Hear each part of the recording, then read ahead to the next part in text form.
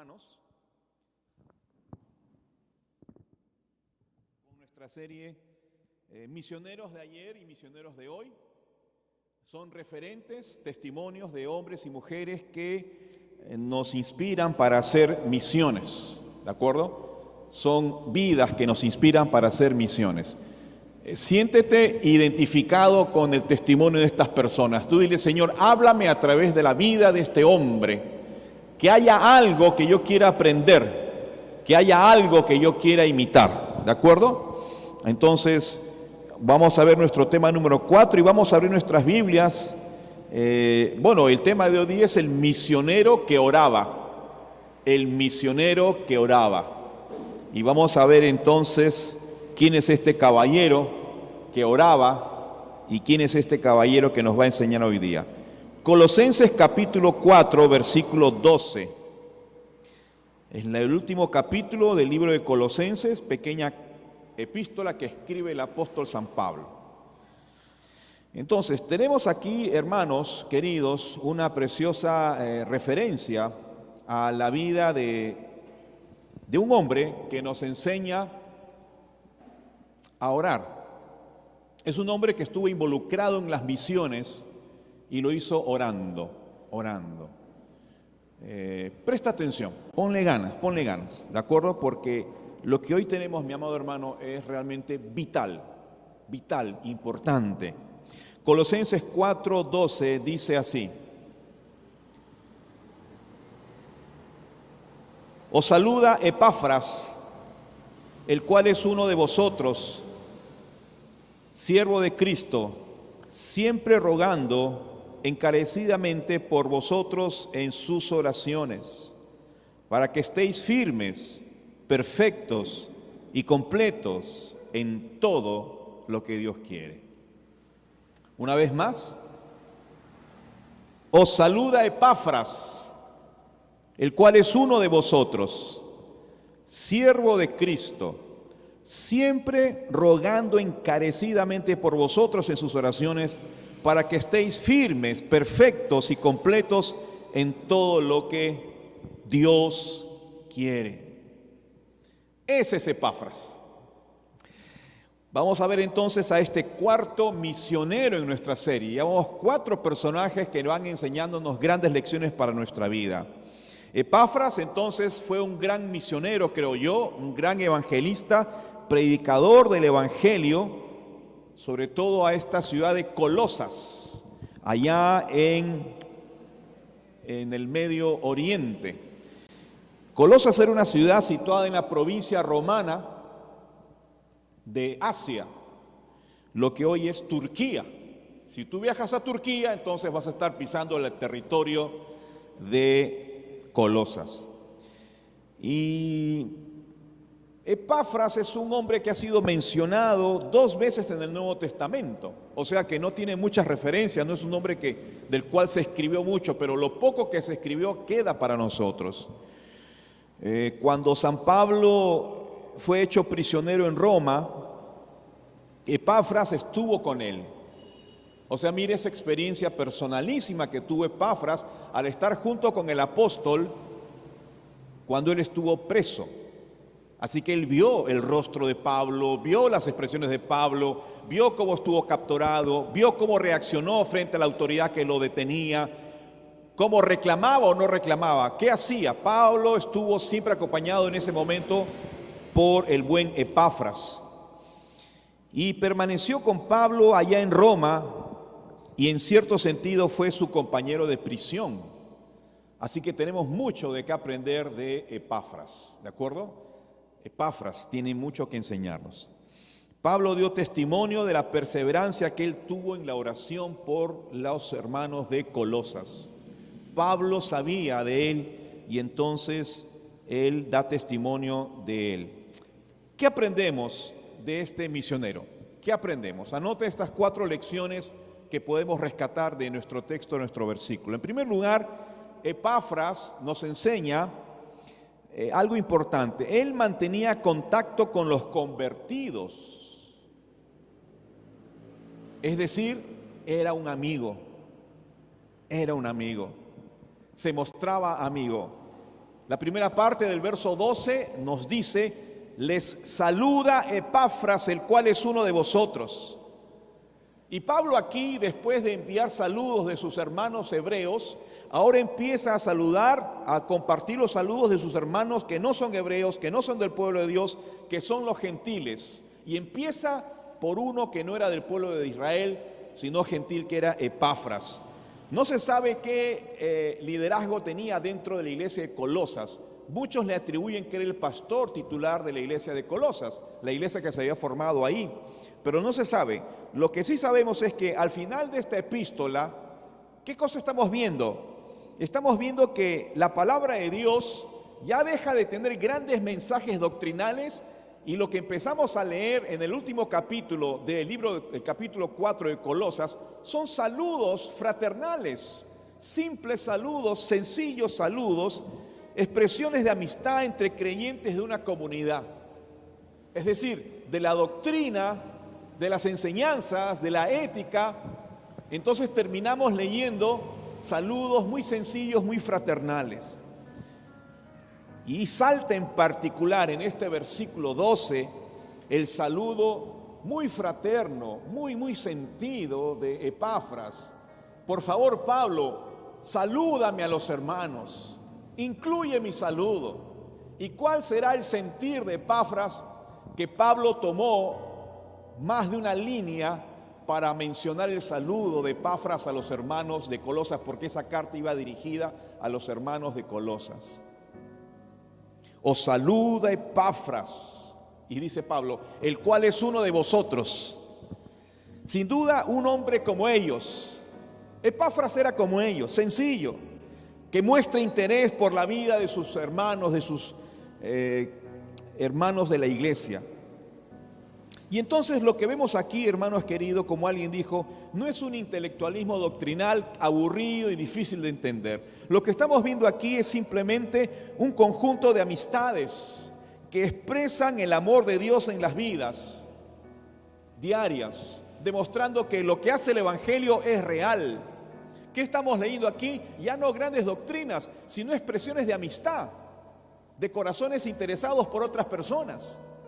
Estamos viendo lo que hace el Evangelio en la vida de las personas, en lo que hizo en Epafras, porque Epafras, tal vez antes de conocer a Cristo, no le interesaba al resto de las personas, no le interesaba la vida de los demás, se interesaba en su propia vida, pero el Evangelio cambia la vida de este hombre, y luego hay ahora una preocupación sincera, honesta, amistosa, fraternal, por sus hermanos, por sus miembros de la iglesia. O sea, un amigo pidiendo por otro amigo. ¿Qué estamos viendo aquí? A un amigo creyente pidiendo por otro amigo. Eso es lo que hace el Evangelio.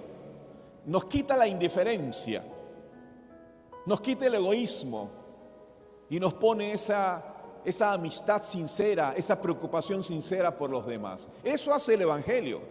Mira cómo nos enseña Epafras esta lección tan importante, luchando contra nuestros propios egoísmos.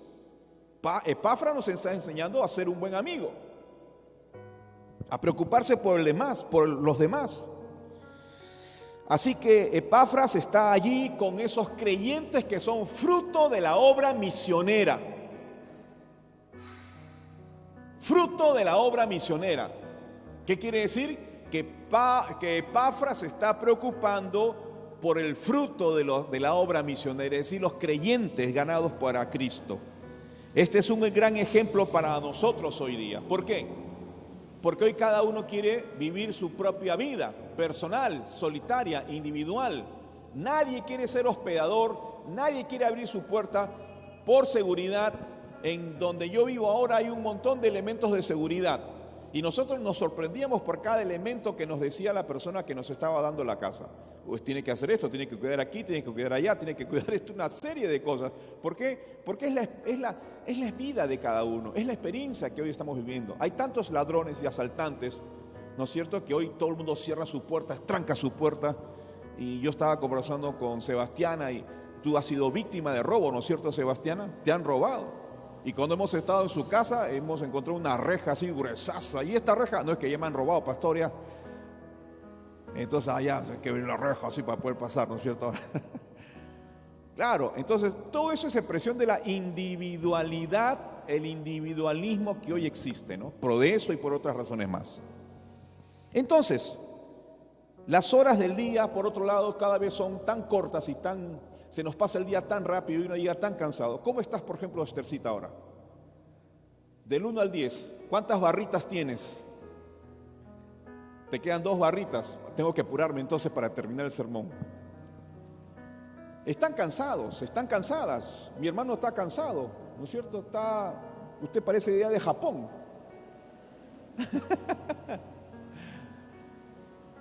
¿Por qué? Porque uno tiene que trabajar todo el día. Entonces, ¿qué ganas le queda a uno al final del día de estar llamando a otra persona, de estar buscando a otra persona, de preocuparse por otra persona? Y llega el día sábado, llega el día domingo, no sé qué día será tu día de descanso, y dice, ay, voy a dormir un poquito más, ¿no es cierto? Voy a hacer algo que tengo que hacer. Uy, no he podido hacer nada durante la semana. Entonces, ya no queda tiempo para preocuparte por los demás. Y Epafras nos está mostrando que la obra del Evangelio en el corazón de un creyente es sembrar el amor y la amistad por los demás. Epafras mantenía el contacto con los demás, se mostraba amigo. Por eso Dios puede cambiar, mi amado hermano, nuestra actitud negativa o egoísta o indiferente por una actitud amistosa, por una actitud más amable, una actitud que ya no tiene vergüenza de abrir las puertas de su casa. Yo he ido a hogares muy modestos, aquí en Lima y en la sierra y en la selva. Y creyentes tan generosos que no tienen ningún problema en abrir su casa, porque nadie va para criticar, sino para compartir. Así que yo creo que podemos nosotros cambiar esta actitud, y Dios puede cambiar esta actitud. ¿Por qué? Porque el Evangelio transforma nuestra vida de tal modo que podemos, de ser ordinarios, una vida ordinaria, regular, puede ser transformada en una vida totalmente fraternal y amorosa. Aprovechemos cada oportunidad, como hace Epafras, para contactar. Llama a alguien, preocúpate por alguien. Hay ahora una necesidad de donantes para la sangre, ¿verdad? Llámalos, búscalos, que sea una razón para tocar la puerta de alguien. Entonces Epafras nos enseña en primer lugar a mantener contacto con los convertidos. Él se muestra amigo. ¿Amén? Amigo. ¿Cuántos amigos hay aquí? ¿Cuántos amigos? Levanten la mano. ¿Son amigos o no son amigos? ¿Se conocen? Más o menos. Número 2. ¿Qué nos enseña Epafras? Bueno, él está comprometido con Cristo y él es un servidor. Yo veo aquí a un hombre comprometido con Cristo. La segunda parte del verso 12 dice, Pablo de Epafras, él es un siervo de Cristo. ¡Qué precioso! Él es un siervo de Cristo. Poderoso testimonio, ¿no? Pablo se llamaba a sí mismo muchas veces siervo del Señor. Él se llamaba así, siervo de Cristo.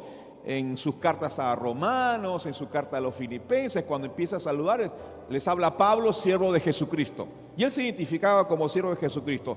Pero no solía aplicar a otros esta frase, siervo de Jesucristo. Ahí no. Así no lo hacía tan rápida ni tan ligeramente. O sea, no decía de todo siervo de Jesucristo. Él de sí mismo sí lo decía.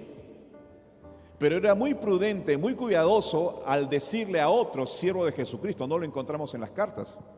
Salvo Timoteo y Tíquico, después no hay otro, solamente Epafras. ¿Qué te parece? Interesante este detalle. Salvo su hijo espiritual Timoteo y Tíquico, que era un hombre ayudante que siempre estaba con él. Y Epafras, y ahí paramos de contar. Solamente eran llamados así siervos de Jesucristo estos 3 hombres. Entonces podemos ver que si Pablo le llamaba a Epafras por ese título que así nomás no se lo daba a todos, era porque Epafras realmente resaltaba por sobre los demás hermanos como un hombre bien comprometido con Cristo y por tanto tenía una linda actitud de servicio cristiano. Él era un siervo de Cristo, decía Pablo. Ser siervo de Cristo, ¿qué cosa es, pastor? Ser siervo de Cristo implica, en primer lugar, ser esclavo de Jesucristo. No es una frase feliz. Hoy día nadie quiere hablar de esclavitud, pero él decía de sí mismo: yo soy esclavo de Jesucristo. Timoteo lo es, Tíquico lo es, Epafras también es otro esclavo de Jesucristo. ¿Pero qué implica en la práctica, pastor? Bueno, en primer lugar implica haber sido comprado por él, porque los esclavos antiguamente, y tenían en mente la idea de la esclavitud antigua, los esclavos se vendían en el mercado, y si tú tenías dinero podías comprar un esclavo, o tu hijo podía estar siendo vendido como esclavo. Entonces, lo primero que implica esta idea es que hemos sido comprados por Cristo, le pertenecemos a Jesús. Amén.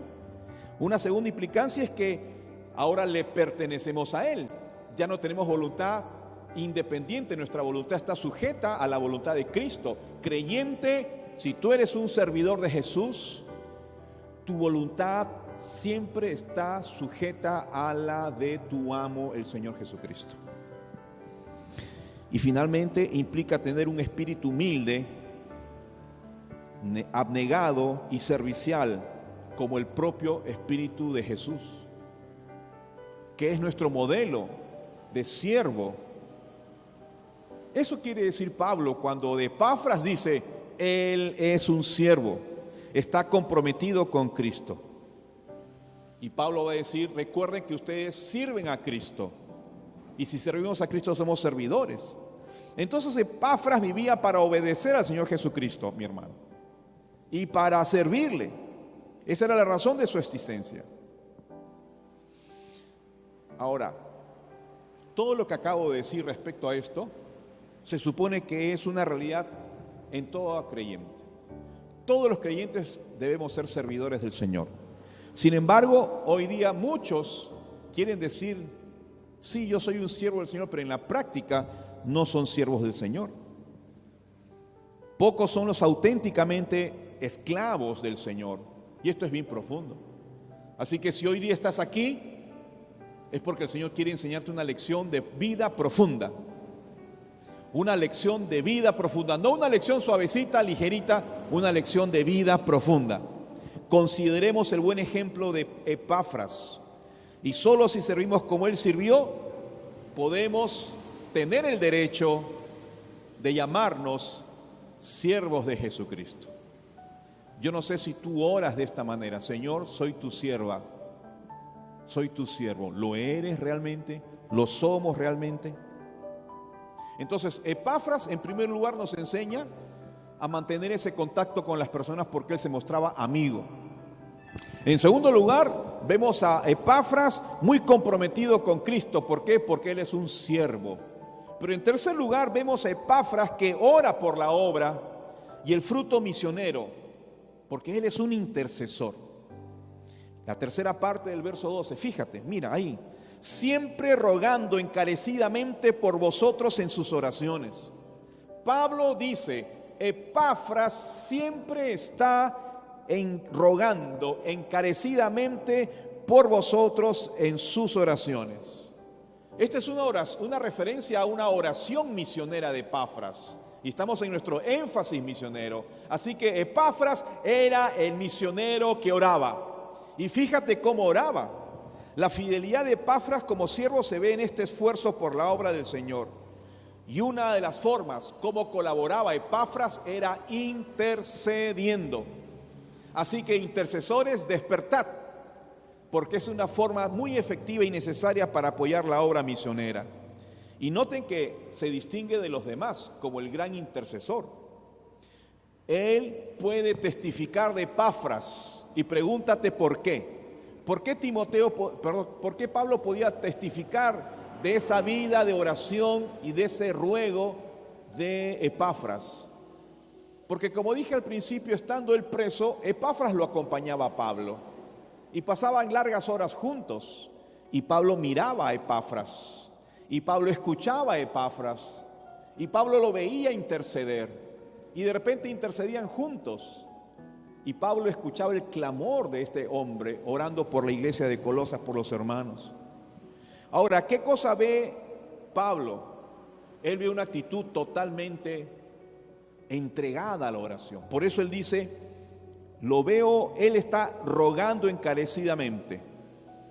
Ahora, cuando él dice esta frase, rogando encarecidamente, note este detalle que es bien importante. Presten atención. Cuando él dice, Epafras ruega encarecidamente, estaba refiriéndose a la intensidad de sus oraciones. Esto es interesante. No solo se nos pide que oremos, sino se nos habla aquí de la intensidad de la oración. ¿Cómo es eso, Pablo? Bueno, ¿qué tan profunda es la oración? La palabra que Pablo utiliza para rogar encarecidamente es la misma que él usa para referirse a sí mismo en el capítulo 2, verso 1, respecto a la lucha que él tenía por la iglesia.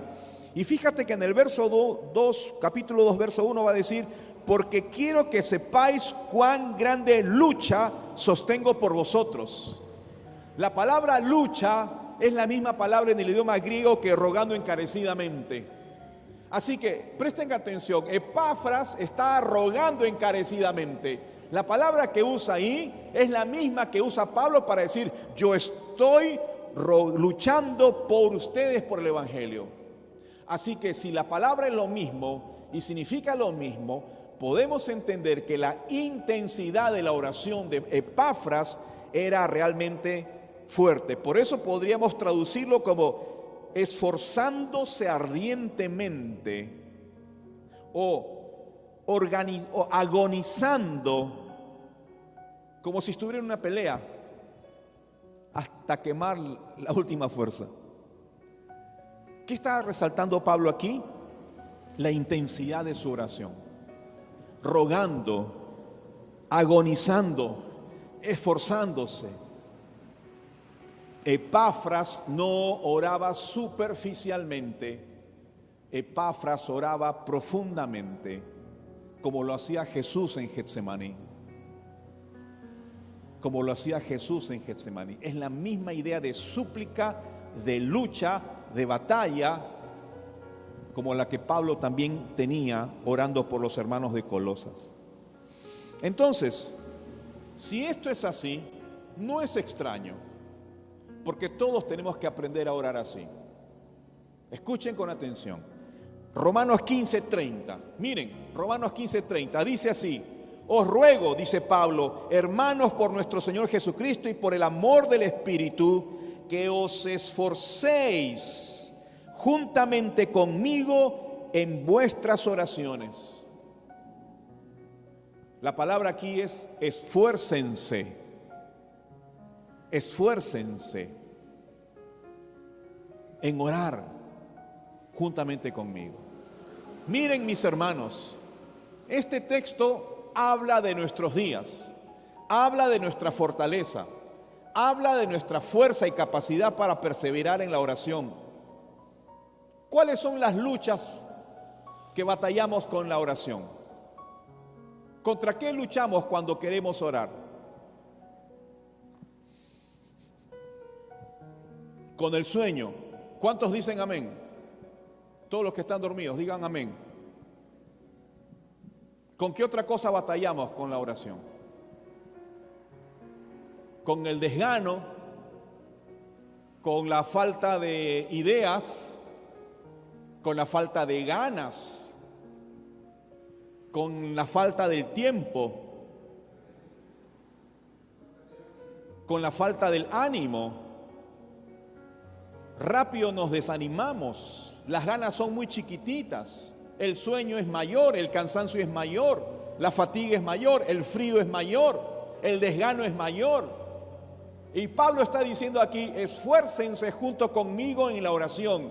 Miren a Epafras, él ruega encarecidamente por ustedes, él se esfuerza ardientemente en sus oraciones. Él está casi agonizando cuando ora y suplica por ustedes, y casi está diciendo como Jesús en Getsemaní. ¿De qué está hablando acá? De la intensidad de la intercesión. Bueno, de Pablo, de Epafras. Gran lección, ¿no es cierto? Gran lección. Vayámonos a casa pensando cómo tengo que profundizar aún más en mis oraciones. Por eso es que hay poca gente siempre en los cultos de oración. Pero tenemos que despertarnos y tenemos que despertar a nuestros hermanos. Yo conozco otras iglesias donde está lleno los días miércoles o en los días de su oración. ¿Por qué no vienen los demás hermanos? No tienen tiempo, están cansados, el frío realmente no da ganas de salir. Voy la próxima. ¿Y dónde está entonces este texto de Romanos 15:30? Esfuércense juntamente conmigo en vuestras oraciones. Necesitamos orar y mantenernos en vela. ¿Y qué tal si les invito a una vigilia? No duramos ni una hora. A las 11 de la noche, pastor, ya termina la pastora. Oramos ahora hasta las 6 de la mañana. Bueno, lo siento, no puedo ir. Pero hay gente que sí puede orar, sí quiere orar. En fin, todos debemos orar y debemos hacerlo con esfuerzo y con entrega. Ojalá el Señor levante intercesores como Epafras. Ojalá Dios despierte tu corazón para que ores más y seas un orante, un orador, un intercesor, un suplicante ante el trono de Dios. Él está dispuesto a oír. Los salmos, llena de referencias está a la palabra de oración, al oído. Se me acabó el tiempo. Lo último, Epafras tiene entendimiento de la voluntad de Dios. Él es un hombre maduro, formado en la palabra. La última parte, el último punto, porque dice el texto bíblico, ¿cuál es el contenido de su oración? Para que estéis firmes, perfectos, completos en todo lo que Dios quiere. Fíjate ese contenido de la oración de Epafras. ¿Qué revela? Revela que no era un hombre simple, no era un hombre de conocimientos sencillos. Revela que era un hombre que conocía los planes de Dios, conocía la voluntad de Dios. Era un hombre maduro, porque si no, no podría pedir semejantes virtudes para la vida espiritual de los hermanos de Colosas. Así que yo entiendo aquí que él tenía un entendimiento claro de la voluntad de Dios. Él estaba formado en los principios de la palabra de Dios, los conocía y por eso pedía por esos motivos. A veces uno de los grandes problemas es no sé qué pedir. Oremos por nuestros hermanos. Pum, te pongo el micrófono. ¿Y qué oro? Señor, que le des su comida y que salud y estamos y no sabemos qué más pedir. Pero aquí este hombre, como conoce la voluntad de Dios, tiene tantas cosas para pedir por los hermanos de Colosas. Fíjate, primero pide por firmeza. Él quiere que los creyentes estén firmes. Y ahora, él era consciente del peligro del entorno. Habían falsos maestros que podían influenciar, desviar y una serie de cosas. ¿Sabes? Cuando uno es niño, no se da cuenta del peligro. Solo cuando eres adulto te das cuenta del peligro de tu entorno. Epafras se daba cuenta del peligro. Por eso oraba por sus hermanos de ahí, para que se mantuvieran firmes. Lo segundo que pide es perfección. Por supuesto, no se trata de perfección moral, que nunca va a fallar. Se trata de madurez espiritual. ¿Qué pedía? Que sean maduros espiritualmente. La madurez espiritual crece junto con la santidad. Hablábamos hace un momento, ¿te acuerdas sobre la necesidad de la santidad? ¿Recuerdas que hablábamos? En los hermanos, en el liderazgo, la necesidad de la santidad de vida. Por eso se necesita madurez.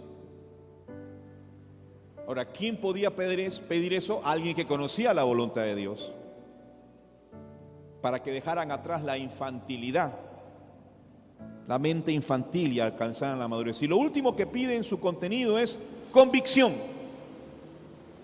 Otra palabra clave, cuando dice completos en todo lo que Dios quiere. La palabra completo tiene que ver con estar convencidos sobre la voluntad de Dios. Es decir, Pablo estaba diciendo que ellos tuvieran convicción acerca de lo que Dios está enseñando y plenamente convencidos de que la verdad que están leyendo es la palabra de Dios. Convicción, seguridad de que lo que Dios está diciendo es palabra del Señor y es lo mejor para nosotros. Por eso no hay que ser necios, sino hay que entender la voluntad de Dios. No hay que conformarnos con esta forma de pensar, hay que renovar nuestro modo de pensar con la palabra de Dios. Ahora, ¿en qué temas tenemos que estar convencidos de la palabra de Dios? Es interesante, él oraba para que estén convencidos. Muy bien, ¿de qué? ¿Sobre qué temas debe estar un creyente convencido cuando se refiere a la palabra de Dios? ¿De qué temas? ¿Sobre qué tengo que estar convencido? ¿Qué creen? Un tema donde un creyente tiene que estar plenamente convencido. Porque dice ahí claramente, completos en todo lo que Dios quiere. ¿Qué quiere Dios de un creyente? ¿Qué quiere Dios de su hijo? Él le dice, ustedes deben estar convencidos de las cosas que Dios quiere para ustedes. Bueno, ¿qué cosas? Por ejemplo, convencidos de que Dios tiene una misión para salvar a la gente. Hay gente que no está convencida de eso. Cree que es interesante, pero que... ¿Cómo se nota? Cuando no se compromete uno. Pues yo estoy convencido absolutamente de que es voluntad de Dios la misión de salvar gente. Por eso decimos en nuestro lema, nuestras misiones es... ¿Misiones es? No escucho nada. Misiones es nuestra razón de ser. Ese es nuestro lema.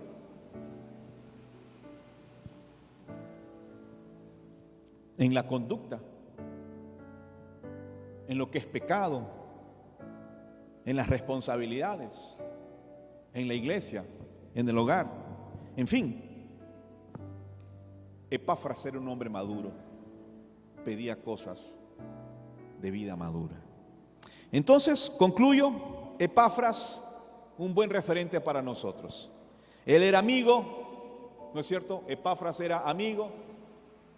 Oremos para que Él nos dé un corazón misionero, efectivamente, como Pablo, como Epafras. Él era amigo, es decir, mantenía ese contacto con los hermanos, ¿verdad? Interesado en contactar con la gente. Es servidor, comprometido con Cristo. Es intercesor, ora por la obra misionera y el fruto misionero, la gente. Y eres un hombre maduro, formado, tiene entendimiento de la voluntad de Dios. 4 aspectos que nos enseñan a este hombre, de este hombre que era un hombre intercesor. Amén. ¿Qué tal si le pedimos que nos dé el mismo corazón de Epafras? ¿Qué tal? Amén. ¿Entra ese corazón en ti o no entra? ¿O es muy grande? Ponte de pie, vamos a ponernos de pie. Y vamos a pedir que nos dé ese corazón de Epafras. Pónganse de pie. Cambiemos de posición. Ora conmigo. No cierres tus ojos. Nadie cierra sus ojos. Miren. Vamos a orar con los ojos cerrados. ¿Quieres orar, hermano? Señor Jesús, te pedimos que nos des el espíritu de Epafras. Padre, te pedimos que nos des esa misma actitud que tuvo este siervo tuyo, Epafras. Señor, queremos ser hombres y mujeres de intercesión. Padre que estás en los cielos, te ruego que nos concedas a nuestra mente, a nuestro corazón, a mis hermanos aquí, todos, nos des ese espíritu de amistad que tenía Epafras, preocupado por los demás y mostrándose amigo con los demás. Que nos regales ese espíritu de siervo como era él contigo, Señor. Oro por esa actitud de intercesor que tenía él, esa intercesión profunda. Él peleaba, Padre, luchaba. Concédenos, Señor, ese espíritu. Finalmente, Padre, concédenos, así como Epafras, esa madurez espiritual para saber qué pedir, qué orar bien. Oro por mis hermanos aquí, Señor, todos mis hermanos, para que tú los bendigas y los bendigas de gran manera. A cada hermano, Señor, tu gracia sea sobre ellos, tu espíritu sea sobre ellos, espíritu de unción, un espíritu especial, un espíritu que despierte su vida. Mis hermanos varones, Señor, quita todo tipo de adormecimiento. Concédenos a los hombres que estamos aquí ser hombres con espíritu de intercesión, comprometidos, maduros, conocedores de la voluntad de Dios, conocedores de tu voluntad, Padre. Gracias, Padre bueno. Oro en el nombre de Jesús, tu Hijo, nuestro Señor y Salvador. Amén. Amén. Amén, hermanos. Así puesto de pie, vamos a presentarnos.